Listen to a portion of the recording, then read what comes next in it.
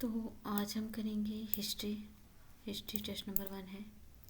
तो चलिए करते हैं। 100 क्वेश्चन है और तब 0.33 मार्क्स जो है नेगेटिव मार्किंग है। 1 क्वेश्चन 1 मार्क्स पर क्वेश्चन 1 मार्क्स। पहला क्वेश्चन है, निम्नलिखित पुर्तगाली वायसराय में पुर्तगालियों को भारतीय स्त्रियों से विवाह करने के लिए प्रोत्साहित किया किसने? नीनो दी कुन्हा ने, अल्फांसो डी अल्बुकर्क, फ्रांसीसी डी अल्मीडा या कैप्टन कुक? तो वो था अल्फांसो डी अल्बुकर्क। तो अल्बुकर्क ने पुर्तगालियों को भारतीय स्त्रियों से विवाह करने के लिए प्रोत्साहित किया।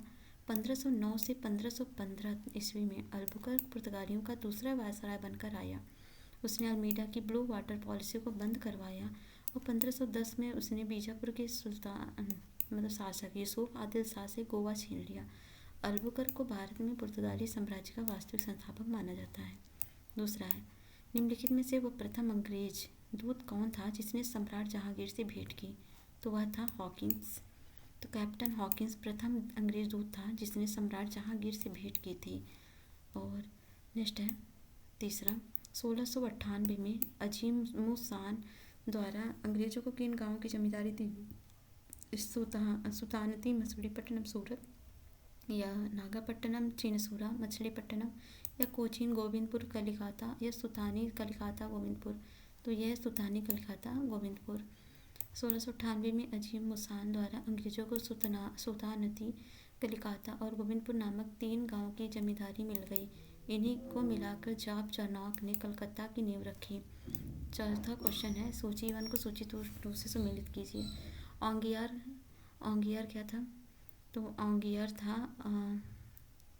ओंगियार बम्बई का संस्थापक था और जॉब चार्नॉक था कलकत्ता का संस्थापक और फ्रैंको मार्टिन था पौंडीचेरी का प्रथम फ्रांसीसी गवर्नर और फ्रांसिस ड्रेट था मद्रास का संस्थापक। तो ऑप्शन हो गया बी। ठीक है, तो यहाँ पर गेराल्ड अंगियार बम्बई का संस्थापक था, जॉब चार्नॉक कलकत्ता का था, फ्रैंको मार्टिन पौंडीचेरी का प्रथम फ्रांसीसी गवर्नर था, फ्रांसिस डे मद्रास का संस्थापक था। पांचवां है, भारत में 1613 ईस्वी में अंग्रेजों ने अपनी पहली फैक्ट्री कहाँ स्थापित की थी? तो वो अंग्रेजों ने अपनी पहली फैक्ट्री सूरत में स्थापित की थी। 1611 में मुगल बादशाह जहांगीर के दरबार में कैप्टन मिडलटन पहुंचा और व्यापार करने की अनुमति पाने में सफल हुआ। जहांगीर ने 1613 में सूरत में अंग्रेजों को अस्थायी कारखाना स्थापित करने की अनुमति प्रदान की। अंग्रेज कैप्टन बेस्ट द्वारा सूरत के समीप स्वाली में पुर्तगालियों के जहाजी बेड़ों को पराजित कर उसके व्यवहारिक एकाधिकार को भंग कर दिया। छठवां है, निम्नलिखित को उनके भारत आगमन के अनुसार सही क्रम में व्यवस्थित कीजिए। तो पहले कौन आया था? पहले पुर्तगाली आए थे, फिर आपके डच आए थे, फिर अंग्रेज आए थे, फिर फ्रांसीसी आए थे। तो ऑप्शन हो जाएगा डी 1 2 4 3। तो यहाँ पर देख लीजिए, यूरोपीय शक्तियों में प्रथम भारतीय व्यापार समय समय पर प्रवेश किया जिसका क्रम है पुर्तगाली, डच, अंग्रेजी और फ्रांसीसी। सातवां है, प्रथम कर्नाटक युद्ध कब हुआ था? तो प्रथम कर्नाटक युद्ध हुआ था 1746-48 में। तृतीय कर्नाटक युद्ध कब हुआ था? वो था 1758-63 में। और द्वितीय कर्नाटक युद्ध कब हुआ था? 1749-54 में। और बक्सर का युद्ध हुआ था 22 अक्टूबर 1764 में। ऑप्शन हो गया बी। नेक्स्ट है 8वां, निम्नलिखित में से कौन सा युद्ध जिसने ईस्ट इंडिया कंपनी को भारत में प्रथम निर्णायक सैन्य सफलता मानी जाती है? और बक्सर का युद्ध, कर्नाटक का प्रथम युद्ध, प्लासी का युद्ध, पानीपत का? तो वह था प्लासी का युद्ध। प्लासी का युद्ध जून 1757 को बंगाल के नवाब सिराजुद्दौला की सेना और रॉबर्ट क्लाइव के नेतृत्व में ईस्ट इंडिया कंपनी की सेना के बीच लड़ी गई। प्लासी के युद्ध के पूर्व ही नवाब का प्रधान सेनापति मीर जाफर तथा दीवान रायदुल्ला अंग्रेज से मिल गया। अतः युद्ध से पूर्व ही यह कह सकते हैं कि प्लासी का युद्ध एक खुला युद्ध नहीं था वरन एक विश्वासघात था। 9वां है, निम्नलिखित में से कौन सा युद्ध सबसे अधिक निर्णायक युद्ध था जिसमें भारत में अंग्रेजों के आधिपत्य की स्थापना हुई? तो वह युद्ध था बैटल ऑफ बक्सर। ठीक है, नेक्स्ट है 10वां, किसने अपनी राजधानी मुर्शिदाबाद से मुंगेर स्थापित की? सिराजुद्दौला, शुजाउद्दौला, मीर कासिम, अलीवर्दी? तो वह था मीर कासिम। मीर कासिम अपनी राजधानी मुर्शिदाबाद से मुंगेर ले गया ताकि मुर्शिदाबाद के षड्यंत्र वातावरण तथा कलकत्ता से दूर रहना चाहता था जिससे अंग्रेजों का हस्तक्षेप अधिक न हो। 11वां, बक्सर की लड़ाई के समय बंगाल का नवाब कौन था? अलीवर्दी खां, मीर कासिम, मीर जाफर या सिराजुद्दौला? तो वो था मीर जाफर। 12वां है निम्नलिखित में से बंगाल के नवाबों को उनके कालक्रमों के अनुसार व्यवस्थित कीजिए। तो वो कालक्रम क्या हो जाएगा, तो वो हो जाएगा पहले मुर्शीद खां हो जाएगा। चलिए यहाँ पर मैं ऑप्शन डी बता देती हूँ। तो पहले मुर्शीद कुली खां 1727 तक थे, सुजाउद्दीन थे 1727 से 39 तक, फिर सरफराज थे 39 से 40 तक, अलीवर्दी 40 से 56 और सिराजुद्दौला 56 से 57 और मीर जाफर 57 से 60, 3 साल तक। हाँ, किस गवर्नर देख लीजिए, पहले याद करिए ट्रिक बना के। मूसू मूसू सा सा सा सासीम मूसू सासीम मूसू सासीम मूसम सरासीम लिख दो, सरासीम मूसम सरासीम। स से क्या मूस हो गया मुर्शीद को लिखा, और सू से हो गया मूसू सुजाउद्दीन, और सरफराज हो गया, फिर अलीवर्दी, फिर सिराजुद्दौला, मीर कासिम। डेट भी 1727, फिर ये मतलब 10 साल, और इनका है 1712 साल, और इनका है 1 साल, और ये जो है 15 साल, और ये 2 साल, और ये 3 साल। तीसरा है 13वां है किस गवर्नर के काल में बंगाल में दैत शासन का प्रादुर्भाव हुआ, तो वह था रॉबर्ट क्लाइव।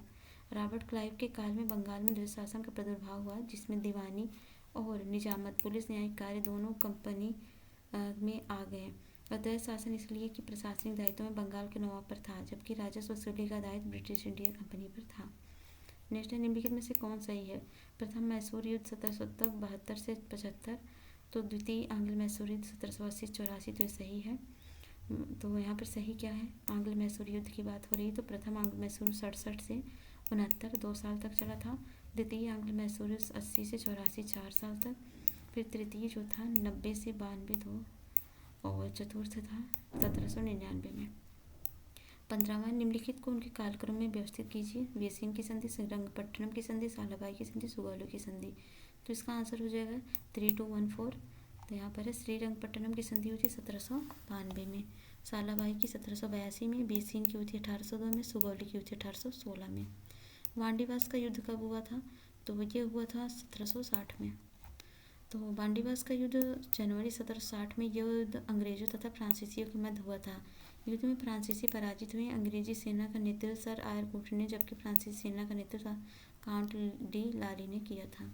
17वां निम्नलिखित को व्यवस्थित कीजिए। संभाजी, साहूजी, राजाराम, बालाजी विश्वनाथ और ये बाजीराव प्रथम।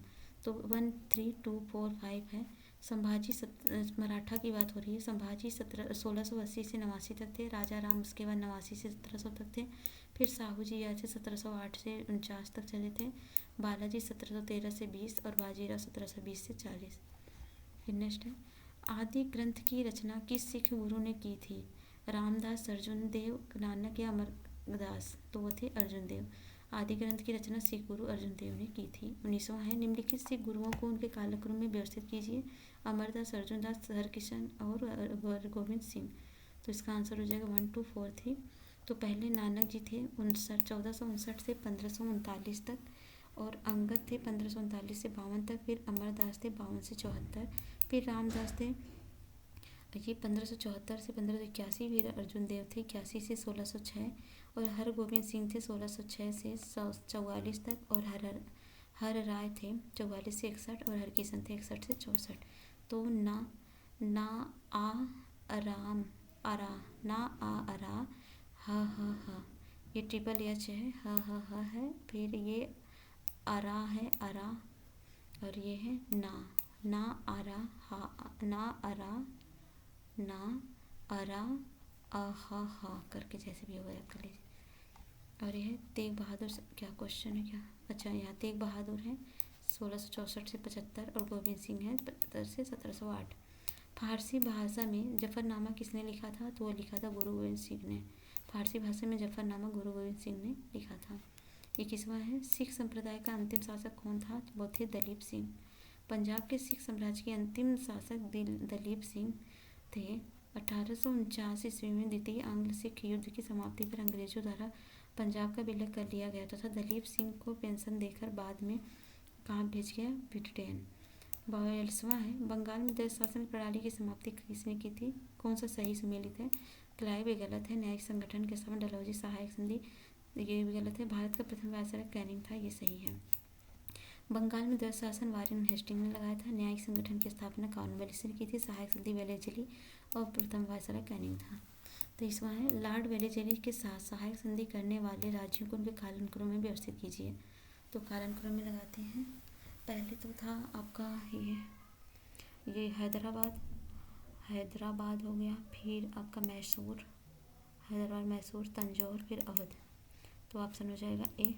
तो यहाँ पर जिन राज्यों को वेलेजली ने सहायक संधि में मिलाया था तो वह हैदराबाद 1798 में 1800, मैसूर 1799 में था, और तंजौर जो था वो 1799 में ईस्वी में भी था, और अवध था 1801 में, पेशवा था 1802 में।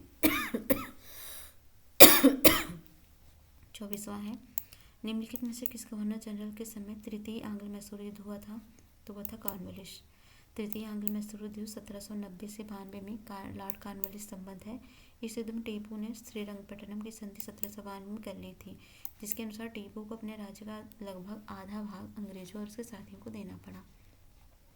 25वां है निम्नलिखित में से कौन सही सुमेलित है? लॉर्ड हेस्टिंग द्वितीय आंग्ल मराठा युद्ध जनस्वार ये गलत है, तो डी है कॉर्नवालिस स्थायी बंदोबस्त। तो द्वितीय आंग्ल मराठा युद्ध जो हुआ था किसके? वेलेजली था इसमें, तो वेलेजली था। और आंग्ल नेपाल युद्ध में लॉर्ड हेस्टिंग था, चतुराई निष्क्रियता जॉन लॉरेंस था, स्थायी बंदोबस्त कॉर्नवालिस। एल्बर्ट बिल विवाद संबंधित था, तो ये संबंधित था यूरोप के लोगों के मामलों की सुनवाई करने के लिए भारतीय न्यायाधीश पर लगाई गई अयोग्यता को हटाना। तो 1883 में एल्बर्ट बिल लाया गया था, जिसमें यूरोपियों के विरुद्ध भारतीय न्यायाधीशों द्वारा मुकदमे की सुनवाई का प्रावधान था, लेकिन यूरोपवासियों के प्रबल विरोध के कारण इसे वापस लेना पड़ा। अंग्रेजों के इस विरोध के श्वेत क्रांति की संज्ञा दी गई। इस घटना से अंग्रेजों की न्यायप्रियता में भारतीयों को मोह भंग हो गया। 27वां है निम्नलिखित गवर्नर जनरल को उनके कालानुक्रम में व्यवस्थित कीजिए। John Shore, Lord Cornwallis, Lord Minto, Lord Bentinck, Lord Ellenborough, Lord Dalhousie. तो ठीक है, तो यहाँ व्यवस्थित करते हैं, ऑप्शन हो जाएगा बी।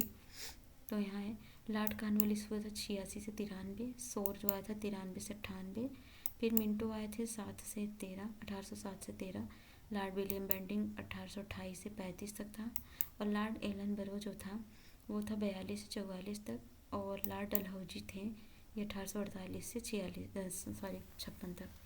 निम्नलिखित में से कौन सही है? सिविल सर्विसेज के जनक कौन थे? तो ये दूसरा अमृतसर की संधि लॉर्ड मिंटो के समय में हुई थी, ये सही है। सिविल सर्विसेज के जनक है कॉर्नवालिस, और अमृतसर की संधि हुई थी लॉर्ड मिंटो के टाइम। और पिंडारिन का दमन हुआ था लॉर्ड हेस्टिंग, और प्रथम अफगानी युद्ध लॉर्ड एलनबरो। 29वां है निम्नलिखित घटनाओं को उनके कालानुक्रम में व्यवस्थित कीजिए। साइमन कमीशन की स्थापना, वर्नोकुलर प्रेशर, विधवा पुनर्विवाह अधिनियम। तो यह ऑप्शन हो जाएगा सी 4321। तो वुड डिस्पैच आया था 1854 में, विधवा पुनर्विवाह 56 में हुआ था, वर्नाकुलर 78 में आया था, और साइमन कमीशन 1927 में आया था। फिर ये 30वां है, 30वां है झांसी अंग्रेजों द्वारा विलय। तो झांसी का विलय हुआ था 1800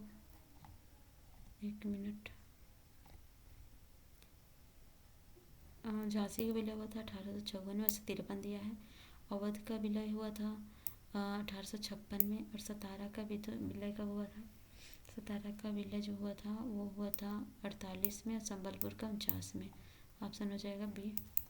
ठीक है, तो यहाँ पर संबलपुर 1849, सतारा 1848, अवध 56 और झांसी 53। तो अगला है रिंग फेंस की सिद्धांत किसने दिया था? तो रिंग फेंस का सिद्धांत दिया था वारेन हेस्टिंग्स ने, व्यापक सिद्धांत डलहौजी, और भारतीय पुरातत्व सर्वेक्षण के विलियम कर्जन, और सती प्रथा का अंत बेंटिंग ने किया था। तो ऑप्शन हो जाएगा बी। यहाँ पर दिया रिंग फेंस की नीति वारेन हेस्टिंग, व्यापक सिद्धांत लॉर्ड डलहौजी, पुरातात्विक सर्वेक्षण कर्जन, और सती प्रथा का अंत या पर पाबंदी विलियम बेंटिंग। अंग्रेजों ने रैयतवाड़ी बंदोबस्त कहाँ लागू किया था? तो वो लागू किया था उन्होंने मद्रास और बम्बई प्रेसिडेंसी में। तो रैयतवाड़ी बंदोबस्त अंग्रेजों द्वारा भारत में भू राजस्व वसूली हेतु लगाई गई एक प्रणाली थी। इस व्यवस्था में प्रत्येक जमीन धारक को भूस्वामी मानकर उसके साथ लगान देने की शर्तें तय की गई। और है नेक्स्ट 33वां, दादनी प्रथा से आप क्या समझते हैं? तो इसका मतलब होता है ब्रिटिश व्यापारी भारतीय उत्पादों, कारीगरों एवं शिल्पियों को संविदा के रूप में धन देते थे। दादनी प्रथा के अंतर्गत ब्रिटिश व्यापारी भारतीय उत्पादों, कारीगरों एवं शिल्पियों को अग्रिम पेशगी के रूप में धन देते थे। 34वां है रॉयल कृषि आयोग की स्थापना कब हुई? तो 1928 में। रॉयल कृषि आयोग की स्थापना 1926 में लिलितगु की अध्यक्षता में हुई, जिसमें अपनी रिपोर्ट 1928 में प्रस्तुत की। दादाभाई नौरोजी की पुस्तक the poverty and British rule in India के लिखी थी किसने? 1867 में लिखा गया था। दादाभाई नौरोजी की कुछ महत्वपूर्ण पुस्तकें हैं। तो उनकी पुस्तकें हैं the wanted and means of India, तो उनकी पॉलिसी ऑफ ब्रिटिश एम्पायर,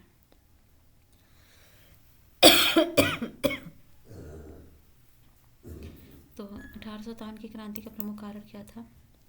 वो था ब्रिटिश साम्राज्य की नीति। 1857 की क्रांति का प्रमुख कारण ब्रिटिश साम्राज्य की इन्होंने नीतियों थी, जिनमें तंकार अंततः विद्रोह के रूप ले लिया। 37वां है अजीमुल्ला खां सलाहकार थे, तो वह थे नाना साहब के। अजीमुल्ला नाना साहब के सलाहकार थे। 38वां निम्नलिखित में कौन सा सम्मिलित है? तो इसमें सी सम्मिलित है, बिहार कुंवर सिंह। तो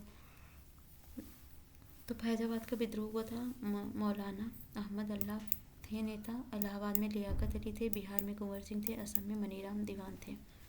39 से सिपाही विद्रोह के समय भारत का गवर्नर जनरल कौन था? तो लॉर्ड कैनिंग थे। 1857 के विद्रोह के समय भारत का गवर्नर जनरल लॉर्ड कैनिंग था। लॉर्ड कैनिंग भारत में कंपनी द्वारा नियुक्त अंतिम गवर्नर जनरल था तथा ब्रिटिश साम्राज्य के अधीन नियुक्त भारत का पहला वायसराय था। 40वां है यह अंग्रेजों के विरुद्ध हिंदू व मुसलमानों का षड्यंत्र था, जिसके द्वारा कहा गया था, क्योंकि इसके जेम्स आउट्रम व डब्ल्यू टेलर के द्वारा कहा गया था। 41 है पुस्तक है और लेखक है। तो 1857 का द ग्रेट रिवॉल्ट किसने लिखा था? इसमें से सुमेलित कौन सा है? तो the Indian war of independence VD. Savarkar ने लिखा था 1857 का। ये सही है, बाकी सही नहीं है। तो 1857 का द ग्रेट रिवॉल्ट जो है ये लिखा था अशोक मेहता ने।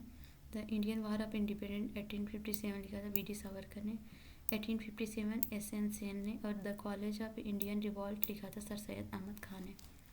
42वां है विद्रोह है और सन है, कौन सा सुमेलित है? तो इसमें नील विद्रोह 1859 से 60 ये सम्मिलित है, बाकी से सुमेलित नहीं है। तो अहोम विद्रोह जो है 1854 में नहीं हुआ था, 1828 से 33 में हुआ था। और कोल विद्रोह जो है 1831 से 32 में। और संथाल विद्रोह कब हुआ था? 55 से 56। नील विद्रोह 59 से 60। तो विद्रोह है वर्ष है। मोपला का विद्रोह कब हुआ था और कौन सा सुमेलित है? तो मोपला, तेभागा, तेलंगाना और एका सुमेलित है। एका 1921 में हुआ था। मोपला हुआ था 1836 में और तेभागा हुआ था 1946 में और तेलंगाना का हुआ था 1946-51 में। एका हुआ था 1921-22 में। निम्नलिखित में कौन सा सुमेलित है? तो संथाल विद्रोह सिद्धू कान्हू ये सही है।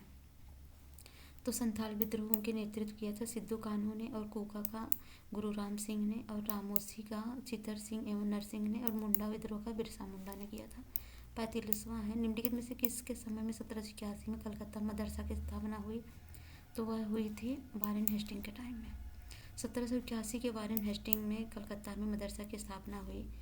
46वां है राष्ट्रीय शिक्षा परिषद की स्थापना कब हुई? ये 15 अगस्त 1906 को हुई। और 47वां है दक्कन एजुकेशन सोसाइटी के संरक्षक कौन थे? तो वह थे बीजी तिलक, बाल गंगाधर तिलक। 1884 में दक्कन एजुकेशन सोसाइटी औपचारिक रूप से संगठित की गई। इस संस्था के संस्थापकों में B.K. चिपलुंकर, बीजी तिलक एवं M.B. नामजोशी और गोपाल गणेश अगरकर प्रमुख थे। इसके संरक्षक थे, न कि संस्थापक। 48वां है निम्नलिखित में से कौन सा सुमेलित है? अमृत बाजार। तो इसमें कौन सुमेलित है? सी वाला। सर्वप्रथम ब्रिटिश पर सेंसरशिप वेलेस्ली ने लगाया था। तो अमृत बाजार पत्रिका शिशिर कुमार घोष, हिंदी का समाचार पत्र कलकत्ता। और सर्वप्रथम प्रेस सेंसरशिप वेलेस्ली ने। फ्री हिंदुस्तान अखबार की शुरुआत तारकनाथ दास ने की थी। 49 है द पायनियर। तो द पायनियर थे जॉर्ज एलन ने। और द लीडर था मदन मोहन मालवीय का। और जस्टिस जो था वो था T.M. नायर का। और सर्चलाइट था सच्चिदानंद सिन्हा का। तो ऑप्शन हो गया बी। तो जस्टिस T.M. नायर और the Leader Madan Mohan Malaviya, the Pioneer George Allen और सर्चलाइट सच्चिदानंद सिन्हा। 50वां है सुमेलित कौन सा? Maulana Azad Hindu, Dadabhai Naoroji Voice of India, B G Tilak Sudharak, Bhimrao Ambedkar, मीरात उल अकबर। तो इसमें 20 सम्मिलित हैं दादा भाई नौरोजी का वायस ऑफ इंडिया। तो हिंदू का था सुब्रमण्यम अय्यर और वायस ऑफ इंडिया के थे दादा भाई नौरोजी, सुधारक गोपाल गणेश सागरकर, अमीरात उल अकबर राजा राम मोहन राय थे। 91वां है स्वामी विवेकानंद द्वारा रामकृष्ण मिशन की स्थापना कब हुई थी? तो हुई थी 1897 में। और निम्नलिखित में से कौन सा सुमेलित है? तो इसमें जो सुमेलित है ब्रह्म समाज 1828 में बना था, ये सुमेलित है। तो आर्य समाज 1875 में, ब्रह्म समाज 28 में और सत्यशोधक समाज 73 में और नेटिव मैरिज एक्ट 1872 में। फिर है 53वां, कौन सा गलत सुमेलित है? तो इसमें जो गलत सुमेलित हैं ये social service league Surendranath Banerjee नहीं थे, ये थे एन.एम. जोशी थे 1911 में। और बाकी सुमेलित है मतलब सर्वेंट्स ऑफ इंडियन सोसाइटी, ये थे गोपाल कृष्ण गोखले 1905 में। प्रार्थना समाज महादेव गोविंद रनाडे और थियोसॉफिकल सोसाइटी मैडम A.B. ब्लॉवेट्स्की। 54 है निम्नलिखित में कौन सुमेलित है? तो इसमें इंडियन सोसाइटी आनंद मोहन बोस ये सुमेलित है, बाकी सुमेलित नहीं है। Bombay presidency association K.T.. Tailang, Indian association S.N. Banerjee और इंडिया लीग शिशिर कुमार घोष और इंडियन सोसाइटी आनंद मोहन घोष। इन संस्थाओं की स्थापना वर्ष का सही कालक्रम में निम्नलिखित गुट से चुनिए। तो है Indian league, land Holder society, बंग भाषा प्रकाशिक सभा और बंगाल ब्रिटिश इंडिया साझेदारी। तो इसका आंसर डी होगा 3241। तो संस्था है, स्थापना है बंग भाषा Prakashit Sabha 1836, Land Holder Society 1838, Bengal British India Society 1843 और इंडिया लीग 1875 का था। 56वां है भारतीय राष्ट्रीय कांग्रेस के प्रथम अध्यक्ष कौन थे? तो वह थे W.C. बनर्जी। तो भारतीय राष्ट्रीय कांग्रेस की स्थापना 1885 में A.O. ह्यूम द्वारा की गई थी, जो एक अवकाश प्राप्त अंग्रेज अधिकारी थे। इसका पहला अधिवेशन 28 दिसंबर 1885 को मुंबई स्थित गोकुलदास तेजपाल संस्कृत विद्यालय में आयोजित हुआ। 57 है इंडियन नेशनल कांग्रेस की पहली महिला अध्यक्ष कौन थी? तो वह थी एनी बेसेंट। और अगला है 58वां, कौन सा सुमेलित है? तो 1887 कलकत्ता, ये जो 1919 अमृतसर, ये जो सही है अधिवेशन का। तो 1887 वाला हुआ था मद्रास में, 1906 कलकत्ता में और 1919 अमृतसर में, 1931 कराची में। 59 है कौन गर्म दल से संबंधित हैं? तो इसमें गर्म दल से अरविंद घोष संबंधित हैं। 1904 के बाद भारतीय राजनीति में कांग्रेस के भीतर गर्म दल का प्रभाव बढ़ा। गर्म दल का नेतृत्व कांग्रेसी नेताओं बाल गंगाधर तिलक, लाल लाजपत राय, बिपिन चंद्र पाल, अरविंद घोष ने मिलकर किया। 60वां है निम्नलिखित में से निम्नलिखित को घटनाक्रम के अनुसार लगाइए। तो घटना बेबेल प्लान, सर्जेंट योजना, गामाटा मारू प्रसंग और फिरोज शाह मेहता की मृत्यु। इसका आंसर होगा 3421। बेबेल प्लान 1945, फिरोज शाह मेहता की मृत्यु 1915 और सार्जेंट योजना 1944, गामागाटा मारू प्रसंग 1914। 61 निम्नलिखित कौन के कारणक्रम में व्यवस्थित कीजिए। जलियांवाला बाग हत्याकांड, भारतीय राष्ट्रीय कांग्रेस का अमृतसर अधिवेशन, रॉलेट एक्ट, रॉलेट सत्याग्रह। इसका आंसर 3412। तो जलियांवाला बाग हत्याकांड 13 अप्रैल 1919 को हुआ था। रॉलेट एक्ट 1800 मार्च को आया था। और ये जो था रॉलेट एक्ट रॉलेट सत्याग्रह 6 अप्रैल को हुआ था। रॉलेट एक्ट 1800 मार्च को आया था और रॉलेट सत्याग्रह 6 अप्रैल 1919 को। भारतीय राष्ट्रीय कांग्रेस का अमृतसर अधिवेशन 26 से 30 1919 को। ये जो है डी है 1932 में सांप्रदायिक पहचान की घोषणा हुई थी और 1942 में क्रिप्स मिशन आया था और 1935 में भारत शासन अधिनियम, 1940 में अगस्त प्रस्ताव। तो यहाँ पर दिया है 1940 अगस्त प्रस्ताव, 1942 क्रिप्स मिशन, 1935 भारत शासन अधिनियम, 1932 सांप्रदायिक पहचान। तो आयोग है, अध्यक्ष हैं। तो देखते हैं कौन सा सुमेलित है। तो इसमें जो सुमेलित हैं वो हैं केवल अकाल आयोग के एंथनी मैकडोनाल्ड। तो रेलवे आयोग 1901 के थे थॉमस रॉबर्टसन और अकाल आयोग 1899 के थे एंथन मैकडोनाल्ड और सिंचाई आयोग के थे कलिन स्कॉट मैनस्क्रिप। पुलिस सुधार आयोग के थे एंड्रयूज फ्रेजर। और निम्नलिखित किन्हें बम्बई त्रिमूर्ति कहा जाता है? तो उसे मेहता, तेलंग और तैयबजी को। फिरोज मेहता, केटी तेलंग और बदरुद्दीन तैयब जी को बम्बई त्रिमूर्ति के नाम से जाना जाता है। तीनों मिलकर 1885 में बम्बई प्रेसिडेंसी एसोसिएशन की स्थापना की है। 65वां निम्नलिखित किसे फ्रंटियर गांधी कहा जाता है, तो वो कहा जाता है अब्दुल गफ्फार खां को। बम्बई में पहली भारतीय कपड़ा मिल की स्थापना हुई थी, यह हुई 1854 में। सूती वस्त्र की पहली मिल की स्थापना 1818 में कोलकाता के समीप पोर्ट ग्लास्टर में की गई थी, किंतु यह असफल रही और पहला सफल आधुनिक कारखाना 1854 मुंबई में ही खोला गया। 67 है, बी डी सावरकर द्वारा स्थापित संगठन कौन सा है, तो अभिनव भारत है। बी डी सावरकर द्वारा 1899 में स्थापित मित्र मेला ही वर्ष 1904 में गुप्त सभा अभिनव भारत में परिवर्तित हो गई। किस आंदोलन का शीर्षक गीत वंदे मातरम बना, तो वह स्वदेशी आंदोलन का। ऑल इंडिया मुस्लिम लीग की स्थापना की थी, तो वह की थी नवाब सलीमुल्लाह खान ने। तो अक्टूबर 1906 में आगम खां के नेतृत्व में एक मुस्लिम प्रतिनिधि मंडल, जिसे शिमला प्रतिनिधि मंडल कहा जाता है, 1906 में ढाका में नवाब सलीमुल्लाह, नवाब मोहसिन उल मुल्क और वकार उल मुल्क द्वारा मुस्लिम लीग की स्थापना की गई। 70 है, 1916 में भारतीय लीड और कांग्रेस के मध्य किसने समझौता कराया, तो कराया बीजी तिलक ने। निम्नलिखित घटनाओं को उनके कालक्रम में भी लगाइए। चंपारण, सहयोग, खेड़ा, अहमदाबाद मिल हड़ताल, तो ये ऑप्शन हो जाएगा आपका 1432। तो यहाँ पर डेट देखिए। घटना चंपारण 1917 में हुआ था, मिल हड़ताल 1918 में, या खेड़ा जो हुआ था ये हुआ था 22 मार्च 1918 में, असहयोग हुआ था 1920 और 22 के बीच। गांधी ने नेटाल इंडियन कांग्रेस की स्थापना की थी 1894 में। गांधी जी ने 1894 में नेटाल इंडियन कांग्रेस की स्थापना, 1906 में टालस्टॉय फॉर्म की स्थापना और 1904 में डरबन में गांधी जी ने फिनिक्स आश्रम की स्थापना की। 73वां चौरी चौरा कांड के समय भारत का वायसराय कौन था, तो लॉर्ड रेडिंग था। चौरी चौरा कांड 1922 के समय भारत का वायसराय लॉर्ड रेडिंग। इसके शासनकाल में घटित अन्य घटनाएं हैं, जैसे केरल में मोपला 1921, काकोरी ट्रेन 1925 और स्वराज पार्टी 1923।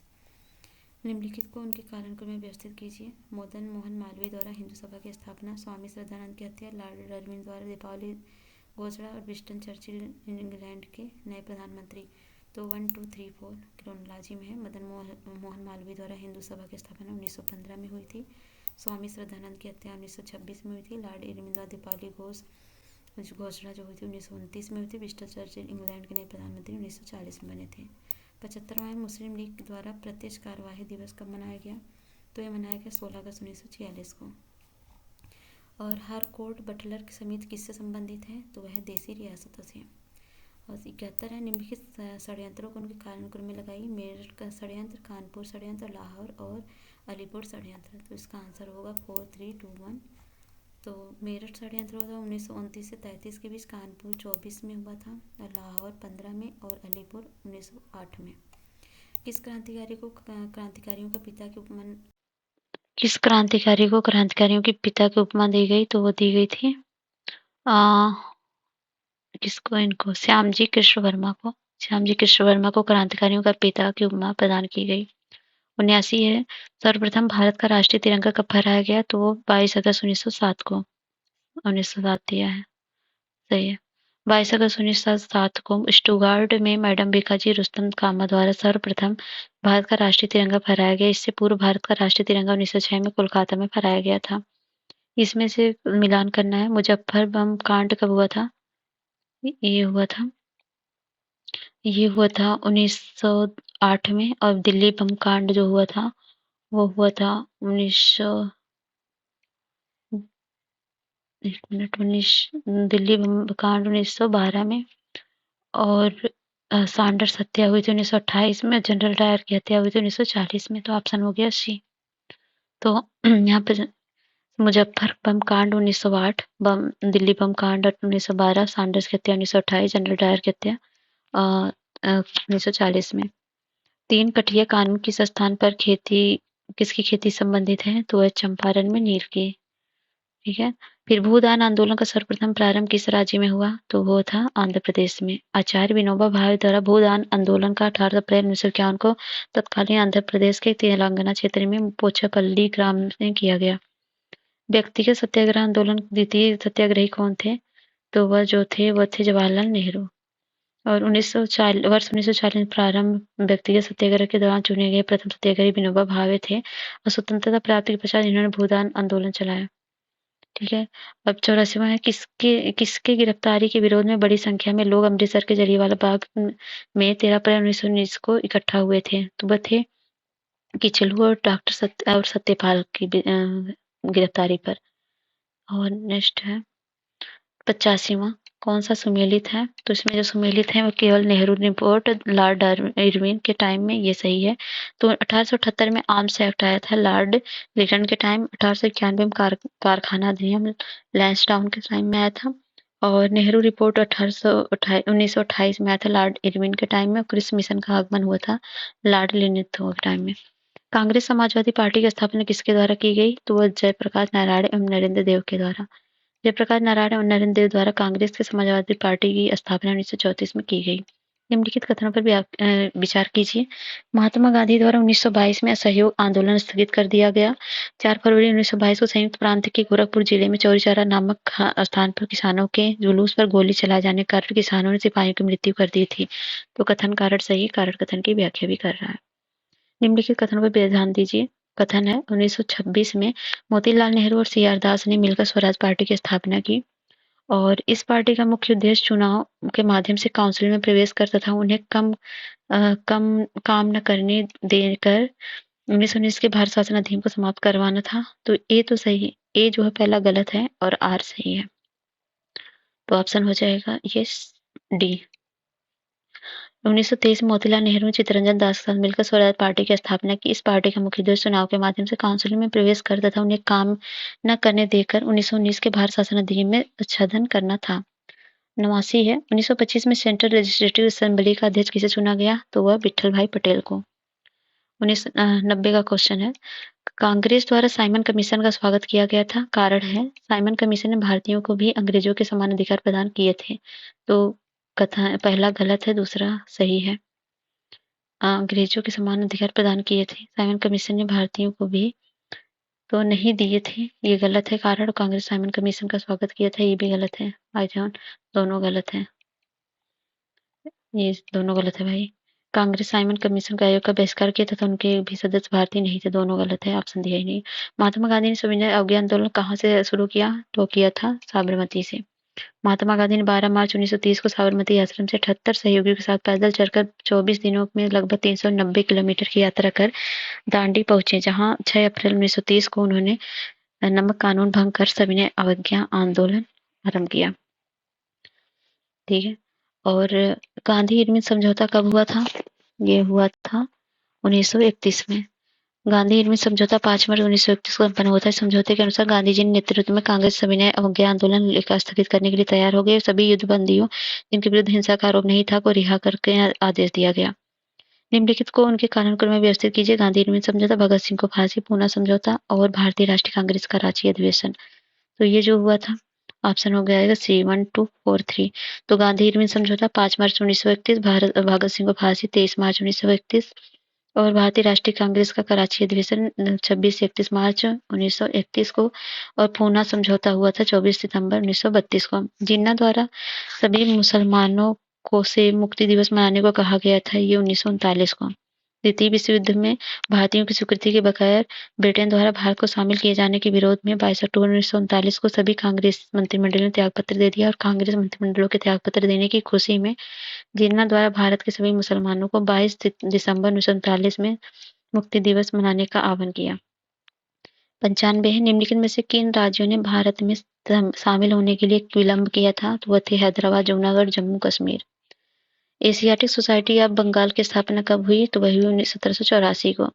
1916 के लखनऊ अधिवेशन की अध्यक्षता किसने की? तो वो की थी AC मजूमदार ने। दिसंबर 1916 में इंडियन नेशनल कांग्रेस तथा इंडियन मुस्लिम लीग की लखनऊ की में एक ही समय पर अपने अधिवेशन आयोजित किए हैं। अंबिका चरण मजूमदार ने लखनऊ की इस कांग्रेस अधिवेशन की अध्यक्षता की थी। 98 आजाद हिंद सरकार के निर्माण की घोषणा की गई थी, ये 21 अक्टूबर 1943 को। 4 जुलाई 1941 को रास बिहारी बोस ने आजाद हिंद फौज की कमान सुभाष चंद्र बोस को सौंप दी और 21 अक्टूबर 1943 सुभाष चंद्र बोस ने सिंगापुर में स्वतंत्र भारत के अस्थायी सरकार का गठन किया। अगला है अंतरिम सरकार का गठन जवाहरलाल नेहरू के नेतृत्व में कब हुआ? तो वो था सितंबर 1946 को। कांग्रेस द्वारा वायसराय के नवीनतम प्रस्तावों को स्वीकार कर लेने के बाद 12 अगस्त 1946 को लॉर्ड वेपल ने कांग्रेस अध्यक्ष जवाहरलाल नेहरू को अंतिम सरकार के गठन के लिए आमंत्रित किया। 100वां है भारतीय स्वतंत्रता अधिनियम 1947 कब प्रभावी हुआ? तो ये प्रभावी हुआ था 18 जुलाई 1947 को। माउंटबेटन योजना 3 जुलाई 1947 के अनुरूप ब्रिटिश संसद द्वारा जुलाई 1947 में भारतीय स्वशासन अधिनियम पारित किया गया, जिसमें भारत और पाकिस्तान नामक 2 डोमिनियनों की स्थापना के लिए 15 अगस्त 1947 की तिथि निश्चित की गई। ठीक है, यह अधिनियम 18 जुलाई 1947 प्रभावी हुआ। तो ठीक है, 100 क्वेश्चन कंप्लीट होते हैं। अगर वीडियो पसंद आता है तो लाइक शेयर सब्सक्राइब करें। मिलते हैं नेक्स्ट वीडियो में, तब तक जय हिंद जय भारत।